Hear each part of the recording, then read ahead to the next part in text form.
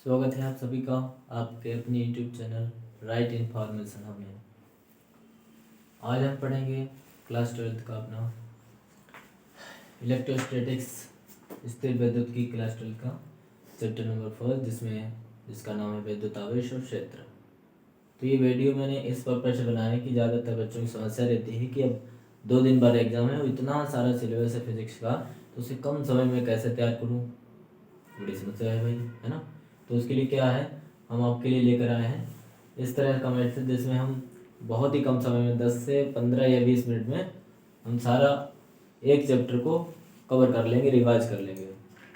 तो आपने जो नोट्स बनाकर रखा है वो तो आप रखें, उसके अतिरिक्त आप इस तरह का नोट्स जो है वो अतिरिक्त अलग से बनाकर रख लें, जिसमें आपको इस तरह डाल देना है चैप्टर फर्स्ट, और है ना, उसमें मुख्य तरह से आपको इस तरह से टॉपिक लिख लेते हैं और उसमें शॉर्ट तरीके से आप कुछ ऐसा बनाएं जैसे कि उसको देखते ही आपको याद आ जाए, रिवाइज हो जाए बड़ी आसानी के साथ, है ना। तो उसमें आप इस तरह से पहले लिखेंगे आवेश, जो कि 2 होते हैं, धन और ऋण, है ना। और आपको याद तो रखना ही है कि जो समान प्रकृति होते हैं, धन धन हो या ऋण ऋण हो, वो एक दूसरे को प्रतिकर्षित करते हैं, ठीक है। और समान प्रकृति के जो होंगे वो एक दूसरे को आकर्षित करते हैं, ठीक है। और दूसरा हमारा आपको क्वांटीकरण, तो क्वांटीकरण क्या कहते हैं, इस तरह से प्रकृति में जो भी आवेशित वस्तु होती है उस पर आवेश जो होता है वो निश्चित और न्यूनतम संख्या का पूर्ण गुणज होता है। अर्थात किसी आवेशित वस्तु पर आवेश जो होता है वो plus minus E plus minus 2e plus minus 3, है ना, इस रूप में होगा। ये प्लस माइनस हाफ ई, है ना, प्लस माइनस 2/3, इस तरह से नहीं हो सकता। तो हमको यहाँ से फार्मूला मिलता है प्लस माइनस एन ई, है ना, Q इक्वल टू, इससे आप न्यूमेरिकल को भी लगा सकते हैं जिसमें आपको n यानी इलेक्ट्रॉन्स की वैल्यू दे दी जाए और आवेश निकलवाया जाए, या आपको किसी भी वस्तु पर आवेश दिया जाए तो आपसे इलेक्ट्रॉनों की संख्या निकलवाई जा सकती है, जिसमें कि आपको बहुत सहायता करेगा। तो अगला हमारा कूलॉम का नियम है, इसका शॉर्ट मेथड इस तरह से कि आप ऐसे बना के रख सकते हैं Q1 इंटू Q2 और F indirectly proportional to R square, यानी कि इस तरह से दो स्थिर बिंदु आवेशों के बीच लगने वाला आकर्षण या प्रतिकर्षण जो बल होगा, इन दोनों आवेशों की परिमाणों के गुणनफल के अनुकुरानुपाती या आप समानुपाती भी कह सकते हैं, और उनके बीच की दूरी के वर्ग के व्युत्क्रमानुपाती होता है। इस तरह से आपको ये मिल जाएगा, और इसका जो सॉल्व करके फार्मूला आपको मिलेगा finally 9 into 9 Q1 Q2 upon R square. ये भी आपने ध्यान रखना है, ठीक है। इसका क्या क्या यूज है देखिए, इससे एक तो न्यूमेरिकल आपको मिल सकता है, और यहाँ से जो हमको फार्मूला पहले ये मिला था और epsilon 0 Q1 into Q2 upon R square, इससे आप क्या कर सकते हैं, एप्सिलॉन 0 का मात्रक और विभव ये सारा फाइंड कर सकते हैं, है ना। ये मात्रा निकलना चाहें तो इसका मात्रक इक्वल टू इसका और यहाँ जिसका होगा, है ना, कूलाम का स्क्वायर या न्यूटन, और ये दूरी मीटर इसका स्क्वायर, इस तरह से मिल जाएगा। यहाँ से इसकी हम विभव भी निकाल सकते हैं, बल्कि -2, है ना, और सॉरी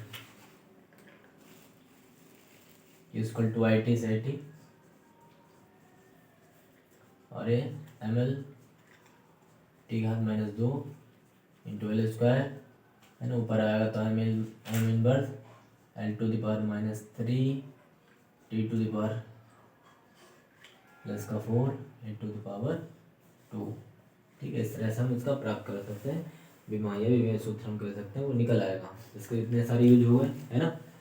और अगला आपका है वैद्युत बल रेखाएं। सीधा सा है कि वैद्युत बल रेखाएं काल्पनिक और निष्कोण वक्र होती हैं जो वैद्युत क्षेत्र में धन आवेश की गति की दिशा को दर्शाती हैं, ठीक है। फिर अगला आता है हमारा वैद्युत क्षेत्र की तीव्रता। इसका सीधा फार्मूला इस तरह से बना लें, इक्वल टू Q0, और उसको कैसे डिफाइन करना है आप इसको समझ सकते हैं।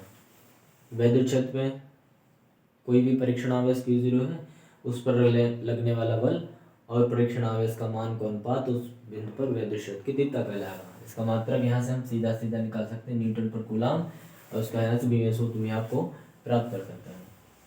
उसके बाद आता है आपका बिंदु आवेश के कारण वैद्युत क्षेत्र की तीव्रता, है ना। ये आपको फार्मूला इस तरह से मिलेगा, E=F1 Q0 से जी आप एफ क्यू और Q0 के बीच जब आप फोर्स निकालेंगे तो इस तरह से आपको मिल जाएगा। तो फाइनली फार्मूला आ जाएगा 9 × 9⁹ Q/r², क्योंकि Q0 से Q0 आपका कैंसिल हो जाएगा, है ना। यहाँ से आप न्यूमेरिकल लगा सकते हैं। वैद्युत द्विध्रुव जो होता है, वैद्युत द्विध्रुव को इस तरह बना लें, -Q + Q, है ना, इनटू इनके बीच की दूरी जो होगी 2L। तो कैसे बनता है देखिए, आप बता सकते हैं दो बराबर परिमाण में बराबर, है ना, और विपरीत प्रकृति के आवेशों को अल्प दूरी पर आप जब रखेंगे तो आपको जो भी प्राप्त होगा संयोजन वो वैद्युत द्विध्रुव कहलाएगा। और वैद्युत द्विध्रुव के दोनों आवेशों में से किसी के आवेश का परिमाण और दोनों आवेशों के बीच की दूरी के गुणनफल को हम वैद्युत द्विध्रुव आघूर्ण कहते हैं और P से दर्शाते हैं। आप इस तरह शॉर्ट फार्मूला बनाकर रख सकते हैं, ठीक है। और वहीं अगला आपका आएगा वैद्युत द्विध्रुव के अक्षीय यानी कि अनुदैर्ध्य स्थिति में उत्पन्न वैद्युत क्षेत्रता। ये आपको प्राप्त होता है = 9 × 10⁹ 2P/r³। और वही निरक्षीय स्थिति में उत्पन्न वैद्युत क्षेत्रता का फार्मूला होता है 9 × 10⁹ P/r³। तो आपने देखा कि अनुप्रस्थ स्थिति में जो होता है वैद्युत क्षेत्र की तीव्रता जो प्राप्त होती है हमको, वो इसकी आधी होती है अक्षीय की, या इस तरह से कह सकते हैं अक्षीय स्थिति में उत्पन्न वैद्युत क्षेत्रता जो होती है वैद्युत द्विध्रुव में, वो निरक्षीय की 2 गुना होती है, ठीक है। और एक समान वैद्युत क्षेत्र में स्थित वैद्युत द्विध्रुव पर लगने वाले वॉल्यूम का आघूर्ण जो आपको मिलता है τ वो आपको प्राप्त होता है PE sin⁡θ, ठीक है। इस तरह से इससे आप न्यूमेरिकल लगा सकते हैं और क्या कर सकते हैं, P की डेफिनेशन यानी वैद्युत द्विध्रुव आघूर्ण की डेफिनेशन वॉल्यूम के आघूर्ण के पदों में आप बता सकते हैं। ये इसके इक्वल टू कब होगा, जब E = 1 न्यूटन पर कूलाम एंड θ = 90 डिग्री, यानी वैद्युत द्विध्रुव जो होगा वो वैद्युत क्षेत्र के जब 90 पे होगा यानी कि इसके लंबवत स्थित होगा, तो आपका जो वैद्युत द्विध्रुव आघूर्ण होगा वो P यानी कि वॉल्यूम का आघूर्ण वैद्युत द्विध्रुव आघूर्ण के बराबर हो जाएगा, ठीक है। आप इसकी डेफिनेशन इस तरह से दे सकते हैं। फिर इसी में अगला आपको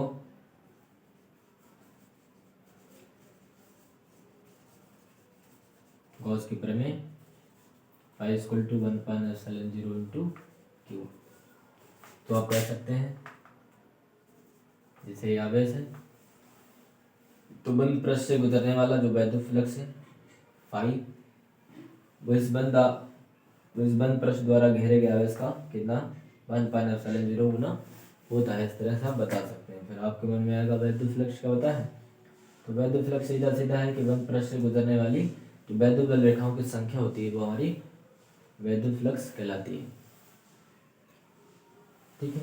तो आप इस तरह से इसके बहुत सारे शॉर्ट मेथड इस तरह से पेज पर बना के रख सकते हैं जिसमें आपको एग्जाम में कोई दिक्कत नहीं होगी। आप और कम समय में इस पूरे चैप्टर को और इसी तरह और चैप्टर्स को तैयार कर सकते हैं। और इस तरह से हमारे साथ जुड़े रहें और हम सारे मेथड आपको देते रहेंगे। धन्यवाद।